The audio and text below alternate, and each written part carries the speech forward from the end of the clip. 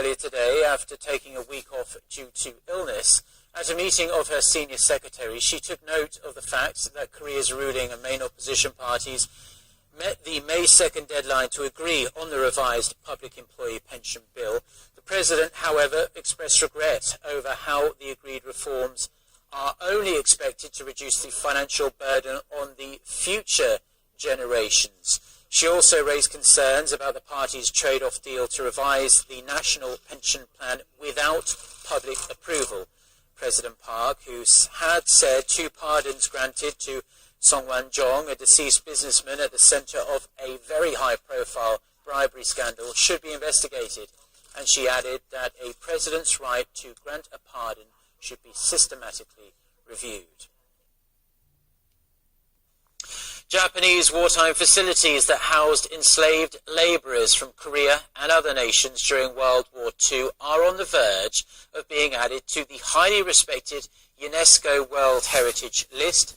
As you'd expect, the Korean government is deeply opposed to the move, condemning Japan for glorifying its history of aggression as an industrial revolution without any remorse for the victims who suffered there. Our Son Jung-in has more.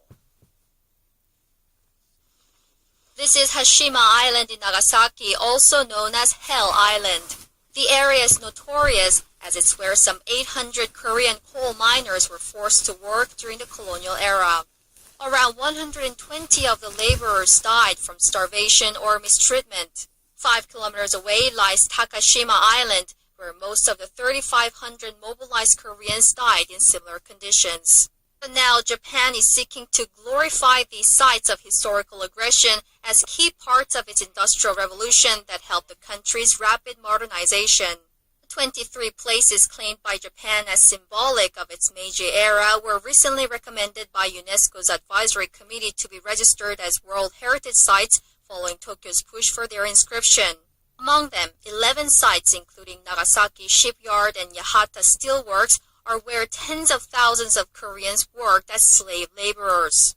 The World Heritage Committee will likely decide to add the sites to the list when they hold a session in July, as a recommendation has never been rebutted in the final stage. Korea is strongly protesting the move. It says efforts to register the facilities as a World Heritage Site is clearly at odds with UNESCO's goal of honoring locations that have a universal value to humanity. The National Assembly's Foreign Affairs and Unification Committee passed a resolution on Monday condemning the Japanese government for its attempt to have the sites inscribed.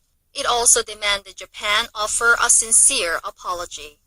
손정인, 아리랑 뉴스. Now, Korea is also campaigning to add one of its own historical sites to that UNESCO World Heritage List. So will the country's southwestern region, home to one of its 3 ancient kingdoms, make the cut? Park Se-young has the details.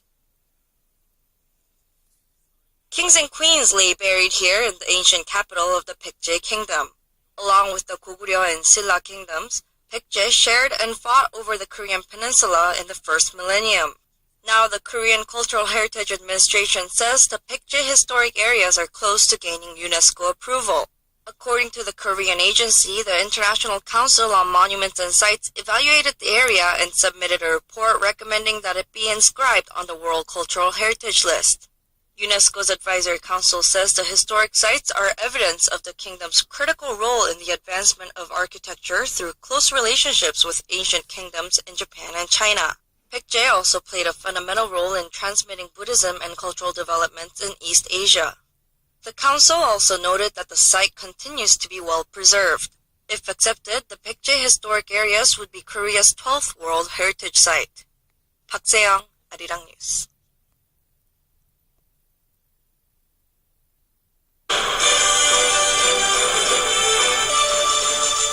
It's good to have you with us. I'm Daniel Che for Arirang News. Let's start with the headliners.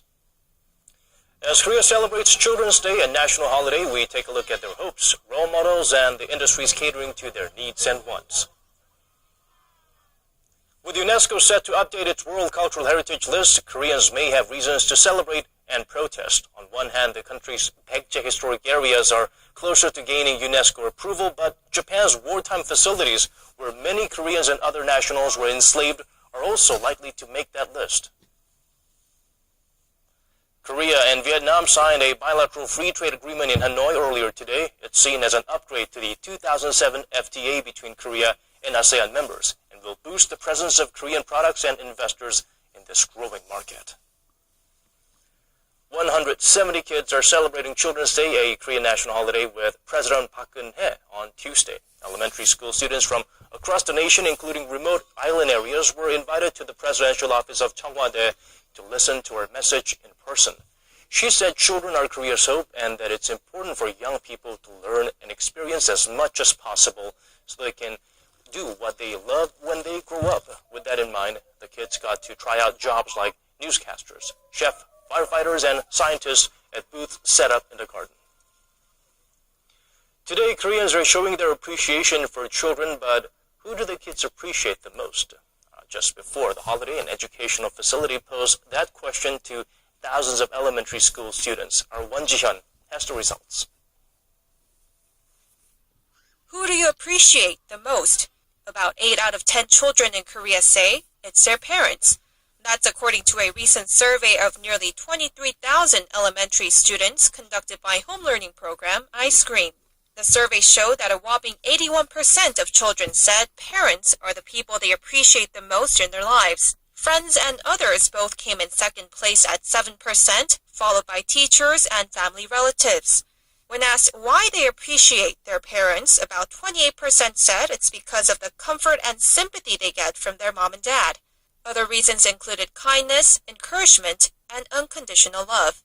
So how do Korean children show their appreciation? A majority prefer to directly tell their parents at least once or twice a day, while others turn to physical affection, letters, and text messages. However, a program official pointed out that kids are often too shy to express themselves, stressing that parents must initiate more conversations with their children starting from when they're young. Won Ji-hyun, Arirang News. And while we take this day to honor children, a global report takes a timely look at motherhood, which directly affects the well-being of kids around the world. Korea ranked high on the 16th annual State of the World's Mothers report released Tuesday by international nonprofit Save the Children. Korean mothers came in 30th place out of 179 countries, a tie with Croatia. The rankings were based on 5 factors: maternal health, under 5 mortality rates, and the economic, educational, and political status of women in each country. Korea had lower maternal and infant mortality rates compared to Japan and the United States, which came at 32nd and 33rd, respectively. Norway topped the list this year, while Somalia remained at the bottom for 2 years in a row. Staying with the holiday theme, apart from taking their children to amusement parks, zoos, or playing with them elsewhere, it's seen as a parent's obligation to buy their kids a toy or two on Children's Day here in Korea. Kwon reports on how parents battle to get the right toy at a good price and the marketing war toy companies wage. There's one day in Korea when toys fly off the shelves. Children's Day. Toy sales jump more than 10 times higher than normal days. By season, toys sell the most in the winter during Christmas week. But when it comes to sales,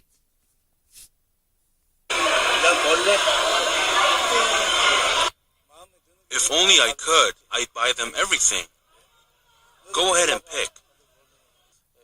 As there are a lot of families in which both parents work, more grandparents buy toys for their grandchildren instead.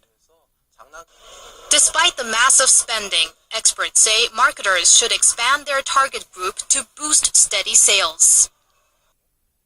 Kiddles are increasing in Korea. The related market rakes in over $90 million annually.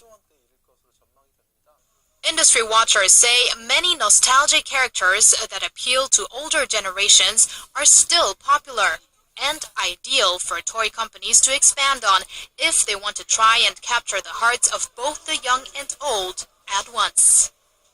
Kwon So-ah, Arirang News. Let's step out of the holiday theme for now. Korea is now campaigning to add another historical site to UNESCO's World Heritage List. Will the country's southwestern region, home to one of its three ancient kingdoms, make the cut? Our Park Se-young reports on why the Baekje historic areas deserve the green light. Kings and queens lay buried here in the ancient capital of the Baekje Kingdom. Along with the Goguryeo and Silla kingdoms, Baekje shared and fought over the Korean peninsula in the first millennium. Now the Korean Cultural Heritage Administration says the Baekje historic areas are close to gaining UNESCO approval. According to the Korean agency, the International Council on Monuments and Sites evaluated the area and submitted a report recommending that it be inscribed on the World Cultural Heritage List. UNESCO's Advisory Council says the historic sites are evidence of the kingdom's critical role in the advancement of architecture through close relationships with ancient kingdoms in Japan and China. Baekje also played a fundamental role in transmitting Buddhism and cultural developments in East Asia. The council also noted that the site continues to be well preserved. If accepted, the Baekje historic areas would be Korea's 12th World Heritage Site. Park Se-young, Arirang News. And also on the verge of being added to that highly respected UNESCO World Heritage List are Japanese wartime facilities that house enslaved laborers from Korea and other nations during World War II. The Korean government is of course deeply opposed to the move, condemning Japanese for glorifying its history of aggression as an industrial revolution without any remorse for the victims who suffered there. Our Son Jung-in has more. In other news, Japan's global market share has been falling since the early 1990s, and now a new report suggests that Korean exports might suffer a similar fate due to the rise of another regional power. Our Kim Yeon-bin gives us the details. China's growing competitiveness in international trade is hurting Korean exports. That's according to a report released Tuesday by the Korea Development Institute. Traditional strengths like high-end TVs, audio recording, and telecommunications are under attack as Chinese technology catches up, cutting Korea's advantage by 50%.